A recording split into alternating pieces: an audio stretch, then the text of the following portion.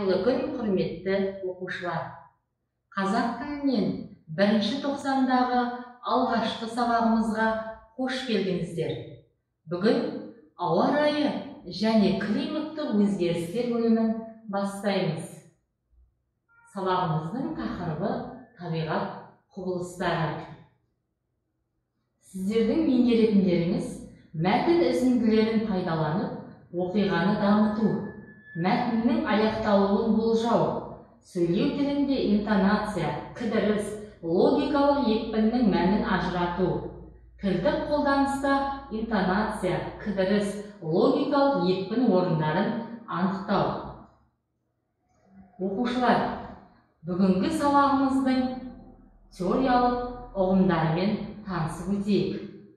Сөз ішіндегі бір сөздің, бір буынның, бір дыбыстың көтеріңкі айтылуы екпін деп аталады. Қазақ тілінде екпін сөздің соңғы буынына түседі. Екпін түспейтін буындар. Жіктік жалғауы, мысалы оқушымыз, барамыз, болымсыз етістіктің жұрнағы, ағашты жарма, сен оған айтпа, шылау сөздер, үйде, малда, бәрі де аман, көмекші сөздер, мен ғой кеңседе болдым, үйге шейін атпен келдім. Екпіннің түрлері. Қазақ тілінде балалар, екпіннің 4 түрі бар. Олар сөз екпіні, ой екпіні, тіркес екпіні, дыбыс екпіні. Сөз ішіндегі бір буынның көтеріңкі айтылуы сөз екпіні деп аталады. Қазақ тілінде сөз екпіні соңғы буынға түседі. Мысалы, бала далада ойнап жүр. Сөз ішіндегі екпін дауысты дыбысқа түседі. Ой екпіні сөйлем ішіндегі бір сөзді оқшаулап, даралап, бөліп айту. Ой екпіні түсетін сөз көбінесе баяндауыштың алдында тұрады. Мысалы, Тілектің әкесі ертең Астанадан келеді. Ертең Астанадан Тілектің әкесі келеді. Тілектің әкесі Астанадан ертең келеді. Бірнеше сөздің тізбектеліп келіп, бір ғана екпінге ие болуы тіркес екпіні деп аталады. Мысалы, ар ұждан, ұзын бойлы, үнсіз қалды, қоңыр ала, төбе шашып тік тұрды. Бір сөздің ішіндегі бір дыбысты көтеріп, созып айту дыбыс екпіні деп аталады. Дыбыс екпіні қуанышты көңіл күйді білдіргенде дауысты дыбысқа түседі. Тамаша, жарайсың, ренжу, қынжылу сезімін білдіргенде дауыссыз дыбысқа түседі. Отыр, тоқтат, жап есікті, тағы басқа. Оқушылар, экрандағы суреттер топтамасына назар аударайықшы. Суреттерден нені байқадық? Бүгінгі өтілетін тақырыпқа болжау жасап көрейікші.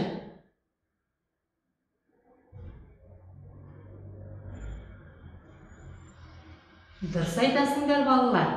Экрандағы суреттер топтамасынан табиғаттың түрлі құбылыстарын байқадық. Олай болса, бүгінгі сабағымыздың тақырыбы табиғат құбылыстары.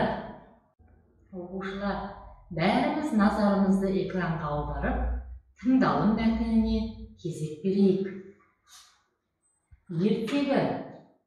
Бірде көк жүзінде сайран қылған күн шаршап, алтын маңдайының терін сүртеді де, былай дейді: ух, неткен ыстық еді, шөлдеп кеттім ғой, су ішкім келеді.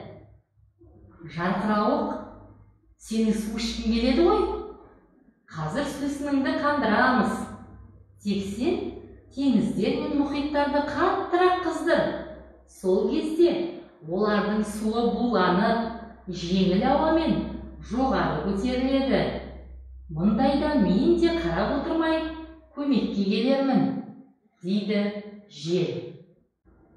Оқушылар, әрі қарай оқиғаны өз сөзімізбен дамытып жазып көрейікші.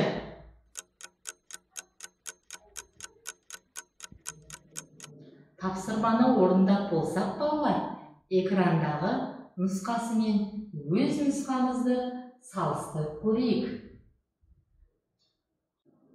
Олай болса, балалар, өз нұсқамызды экрандағы нұсқамен салыстырып көрейік. Мұнан әрі күн іске қызу кірісіп, теңіздер мен мұхиттарды қыздыра бастайды. Кешікпей-ақ көк жүзінде судың көзге көрінбес ұсақ түйіршіктері көтеріледі. Олар шырқау биікке көтерілген соң тұман буына айналады. Сөйтіп, орман тоғайдың үстін бұлт болып жабады. Жел мен күн көк жүзіне қазбалы бұлттарды қаптау үшін ұзақ еңбектенеді. Күн бар қызуын шашып, жел құтырына соғып, жер бетінің шаңын ұйтқытады. Әрі қарай не болғанын болжап, әңгімені аяқтап көрейікші.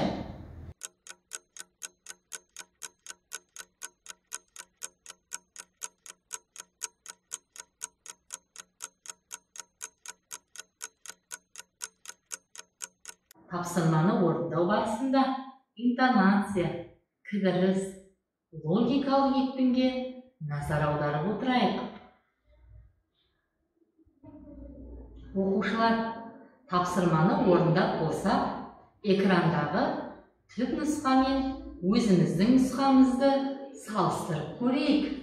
Ал мың сан бұл түйіршіктеріне де керегі сол. Жел көтерген бұл түйіршіктері бір-бірімен қолдасып, бір-біріне мінгесіп кете барады. Кейбір түйіршіктер мені де қалдырмаңды, қыдырғым келеді деп айғайлап біріге береді. Ақыры біріне-бірі қосыла үлкен тамшыға айналады да, бұлттан үзіліп түсіп, жерге қарай зулай жөнеледі. Оның соңынан дәл сондай миллион тамшы құлдырай құйылады. Бәрі қосылып, нөсер жаңбырға айналады. Оқушылар, біз оқиғаның не болғанын болжап, әңгімемізді аяқтадық. Сіздердің барлықтарыңыздың пікірлеріңіз құнды. Сіздердің жауаптарыңыз дұрыс екендігіне сенімдімін. Келесі тапсырмаға назар аударайық. Ауа сөзіне 5 жолды өлең құрастырып көрейікші.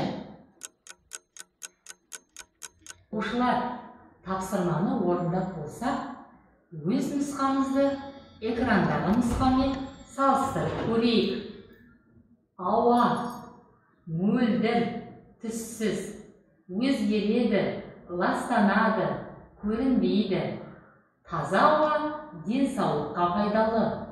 Атмосфера. Оқушылар, сабағымызды қорытындылай келе, біз бүгінгі сабақта мәтін үзінділерін пайдаланып, оқиғаның дамуын әңгімеледік. Мәтіннің аяқталуын болжадық. Сөйлеу тілінде интонация, кідіріс, логикалық екпіннің мәнін ажырата алдық. Бүгінгі сабағымыз аяқталды. Білім алаңында жүздескенше.